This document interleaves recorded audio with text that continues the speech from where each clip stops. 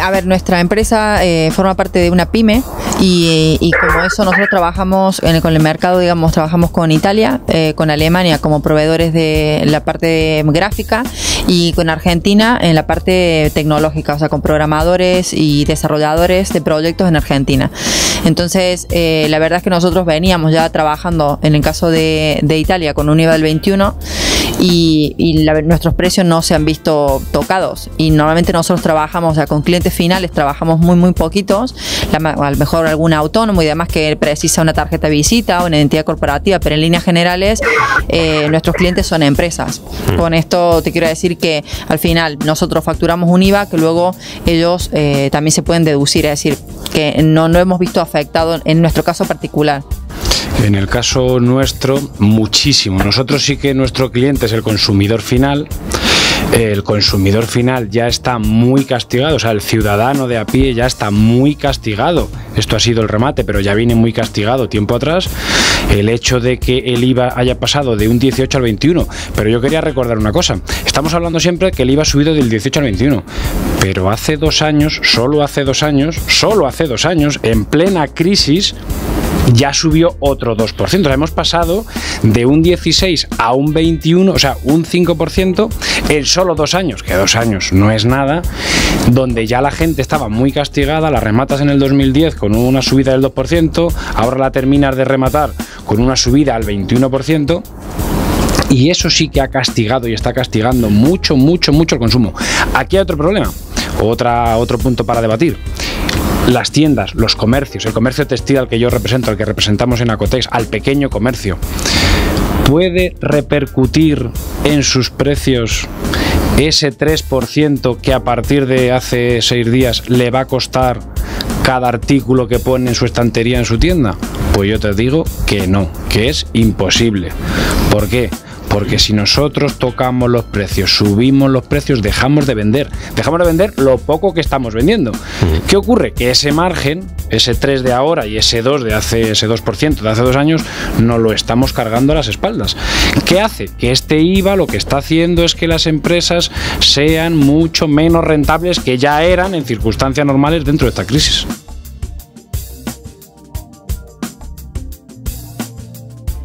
Al final eso te repercute, te repercute en todo. Hay un montón de empresas que el problema que tienen es la liquidez. Es decir, nosotros trabajamos con otras empresas, pero esas empresas quizás, como decía él, al final tienen que repercutir sus cobros 3-4 meses y eso lógicamente hace que la gente esté menos dispuesta a invertir al menos en servicios como los que nosotros ofrecemos. En el tema a lo mejor en otros sectores de consumo y demás, a lo mejor la situación es distinta. En el sector nuestro, que es más de tipo online, y la gente se restringe porque al final no deja de ser una cuestión publicitaria, que quieren vender, sí, pero necesitan invertir y no tienen el dinero para hacerlo. Y cada uno tiene su política en cuanto a los cobros. Nosotros no podemos tampoco decir vamos a hacer un proyecto y lo vamos a financiar a 3-4 meses, porque sería inviable para nosotros. Si nosotros cortamos los plazos y nuestros clientes tienen plazos más ajustados, pues evidentemente que nosotros no tenemos trabajo y ellos tampoco te pueden contratar para que vos desarrolles algo. Entonces al final...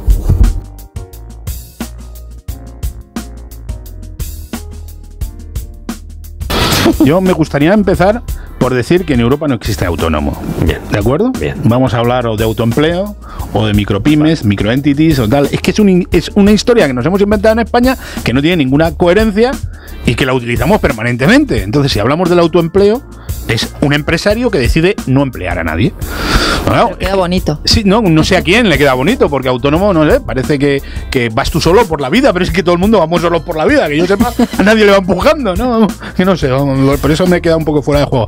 Sí, bueno, el sistema de módulos es un sistema agraviante desde el principio. O sea, es así, es curioso, porque teníamos la cuota de evaluación global en el año 78, cosa maravillosa, y nos la cargamos porque decimos que es una situación agraviante. La cuota de evaluación global es un invento parecido al de los módulos, donde se reunían todos los grandes empresarios y algún pequeño empresario de Madrid o de cada uno, digamos, en su provincia, se reunían y decidían qué beneficio tenía más o menos cada uno de los de las entidades que había. Pues si tiene 2 trabajadores va a tener más o menos esto, ¿tá? Siempre a la baja, claro, porque eran principalmente los empresarios quien lo decían. Entonces se decidió, claro, que era un sistema agraviante porque, bueno, pues no tenía por qué ser la realidad.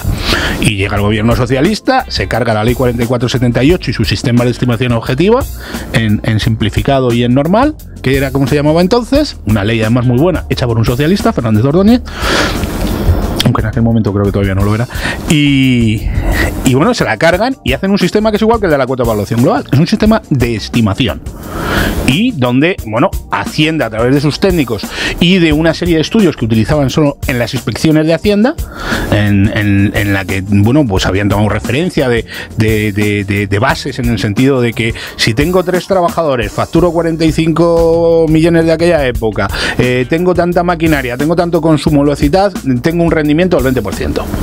Entonces, claro, cuando tú llegabas a una inspección, el inspector tiraba de eso, y si tú declarabas el 17, pues se lo creía. Si habías declarado el 10, decía que no. Y entonces ya entrabas a pegarte con él, ¿no? Pero bueno, era divertido, en el fondo. Pero bueno, lo que quiero decir con esto es que era un sistema de estimación... Como muy aproximado, ¿no? ¿El qué? Todo como muy aproximado. Es un sistema de estimación. ¿Qué sucede? Que tal vez en épocas de bonanza económica sea maravilloso para todos los microempresarios.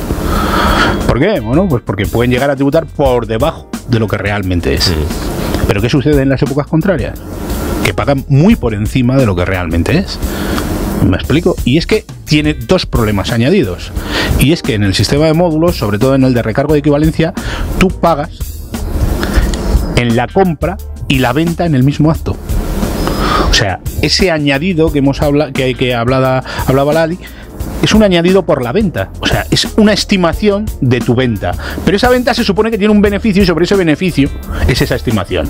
Pero ¿qué sucede? Si estoy vendiendo, cuando vendo, ahora mismo solo en rebajas, y lo vendo con pérdidas, y encima me haces una estimación de un beneficio y voy a tener que pagar IVA de un beneficio que no tengo. Pues sí, esto es lo que es. Esto en nuestro régimen tributario se llama confiscación, y al gobierno no le está importando. La confiscación es contraria a nuestra Constitución, y sin embargo al gobierno no le importa, sigue recaudando por ese sistema. ¿De acuerdo? Entonces yo, desde que entró la crisis hace, como muy bien decías, casi 8 años, porque realmente empieza en el 2006 finales, ya se empezaba a notar que esto ya iba a empezar mal, y en el 2007 junio ya era descarado que ya iba mal, o sea que es que va para 7 años ya casi, o para 6 años largos. Bueno, pues lo que decía, resulta que para este tipo de señores lo que les estás haciendo es perjudicar gravemente, pero gravemente porque estás haciendo pagar más impuestos de los que deben. Entonces ya entramos en otro dilema más, y es que, como ya te dije en su momento, el empresario ya se le está agraviando por el propio sistema fiscal, ¿no? Porque dice, todos los españoles somos iguales ante la ley, perdón, en igualdad de condiciones, se supone. Pero ¿qué condición tiene un empresario con respecto a un trabajador? ¿Dónde está la igualdad? O sea, ¿qué apuesta un trabajador para que le den su dinero? Nada. ¿Qué apuesta un empresario?